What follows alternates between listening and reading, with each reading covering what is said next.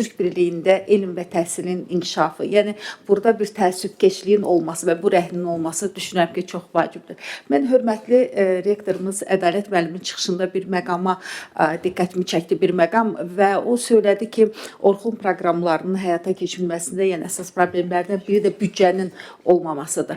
Və mən düşünürəm ki, bu gün rektorlar burada iştirak edirlər. Yaxşı olmazmı ki, universitetlərin özləri öz büdcələrində məhz Türk birliyində elm və təhsilin inkişafı üçün bir büdcə formalaşdırsınlar. Yəni, belə deyək, məxaricilər hissəsində.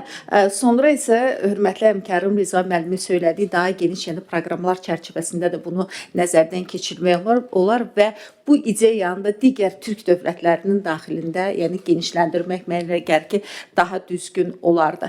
Və ikinci məsələ mən əlifba ilə bağlı, ortaq əlifba ilə bağlı gəlişmənin və burada irəliləyişin olduğunu təqdir edirəm və düşünürəm ki, bu çox vacib bir məsələdir. Amma Şahin müəllim, mən sizə sual ünvanlamaq istəyirəm. Akademiyanın prezidenti kimi ortaq dil anlayışı, yəni bu daha çox müzakirə olunur, söylənilir.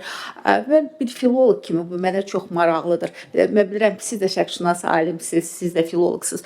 Siz bunu necə görürsünüz? Ortaq dilin yaradılması, yəni belə bir praktika ümumən varmı və biz nəyə istinad edəcəyik? Çünki dil canlı bir orqanizmdir. O millətin yaranışı ilə onun tarixi eynidir və mən düşünürəm ki, onu müəyyənləşdirmək mümkün olmayıb yaşını, yəni hansı xalqın dilinin yaşı nə qədərdir biz söyləyə bilmərik. Amma biz yeni dil yaradılmasından danışırıq. Bu nə cür mümkün olacaqdır? Çox sağ olun.